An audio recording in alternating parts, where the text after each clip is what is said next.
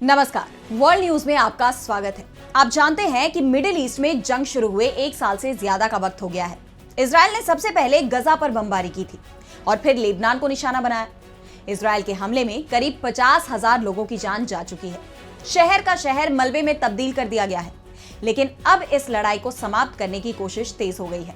अगर सब कुछ सही रहता है तो सप्ताह भर के अंदर गुड न्यूज आ सकती है और ये लड़ाई खत्म हो सकती है। तो लेबनान और गजा में किन शर्तों पर हो सकता है युद्ध विराम, इस पर हम करेंगे चर्चा। लेकिन आइए जरा उन खबरों को भी देख लें जिन पर आगे होगी बात।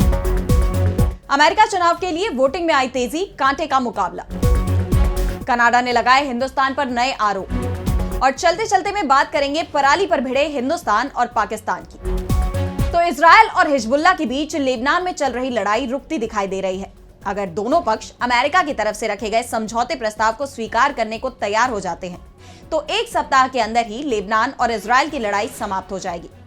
इस समझौते में यह साफ है कि स्थानीय निवासी अपने घरों को लौटेंगे और इजरायली सेना लेबनान से वापसी करेगी। इजरायली मीडिया की तरफ से लेबनान के बीच युद्ध विराम के मसौदे का भी खुलासा किया गया है।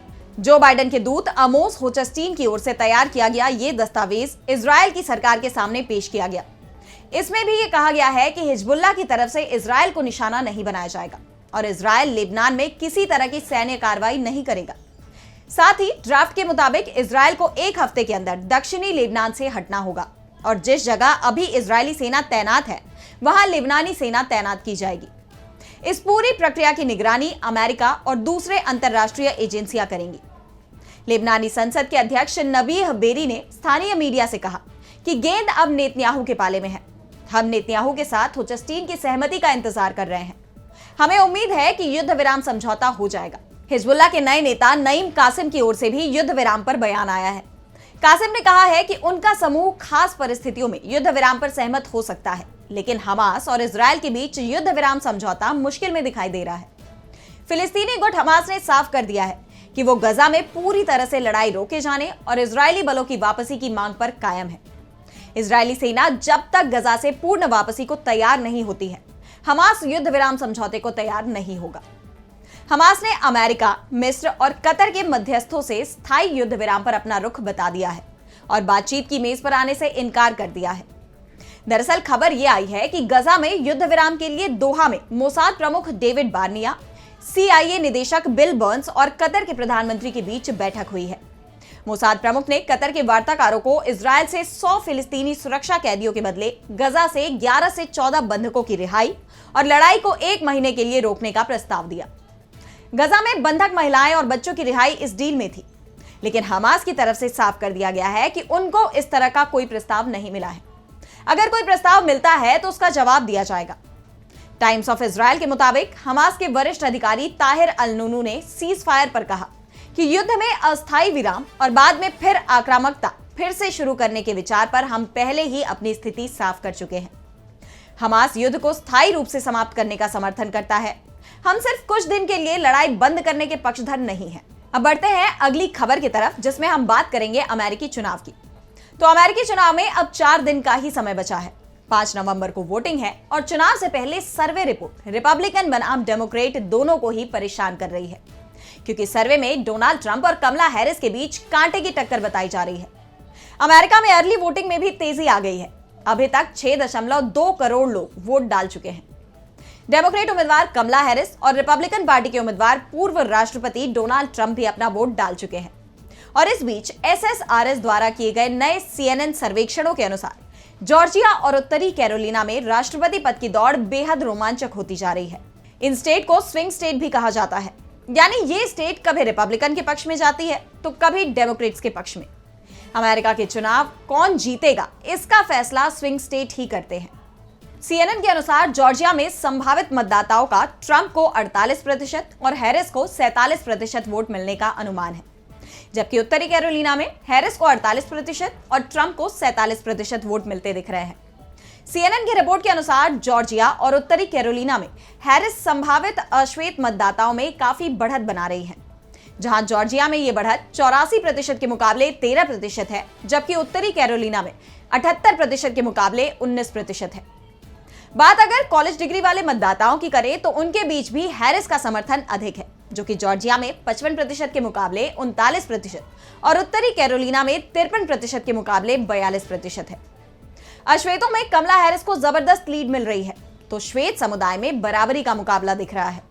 श्वेत कॉलेज स्नातकों में उत्तरी कैरोलिना में हैरिस को 50% तो ट्रंप को 47% समर्थन मिलता दिख रहा है। जॉर्जिया में 48% ट्रंप और 46% हैरिस का समर्थन मिलता दिख रहा है। साफ है कि जो सर्वे रिपोर्ट सामने आ रही है उसमें हैरिस को ट्रंप पर बढ़त मिलती दिख रही है, लेकिन यह कहा जा रहा है कि इस बार का चुनाव बेहद कड़ा होने वाला है। इसलिए दोनों ही उम्मीदवार डेमोक्रेटिक पार्टी की कमला हैरिस और रिपब्लिकन पार्टी के डोनाल्ड ट्रंप ने अपनी पूरी ताकत आखिरी समय में झोंक दी है। अब बढ़ते हैं अगली खबर की तरफ, जिसमें हम बात करेंगे कनाडा के हिंदुस्तान पर नए आरोपों की।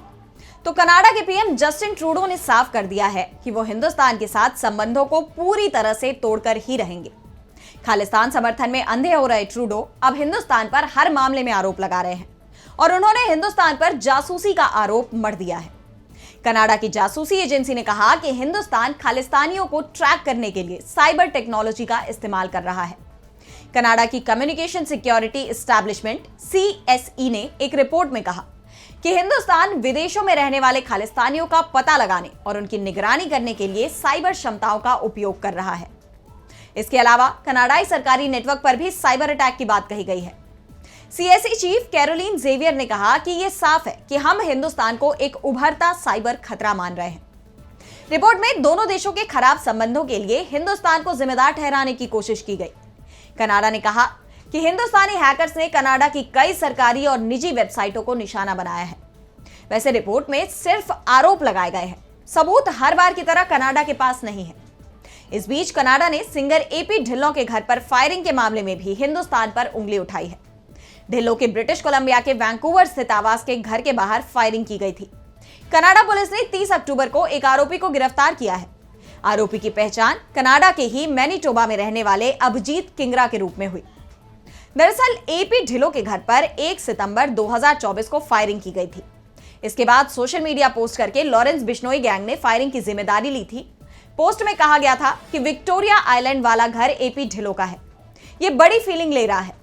सलमान खान को गाने में लेकर आया था, जिस अंडरवर्ल्ड लाइफ की तुम लोग कॉपी कर रहे हो हम लोग वास्तविकता में जी रहे हैं। औकात में रहो नहीं तो जान से हाथ धो बैठोगे। इस मामले में कनाडा पुलिस का कहना है कि घटना का दूसरा आरोपी विक्रम शर्मा हिंदुस्तान में है, उसके खिलाफ गिरफ्तारी वारंट जारी किया गया है।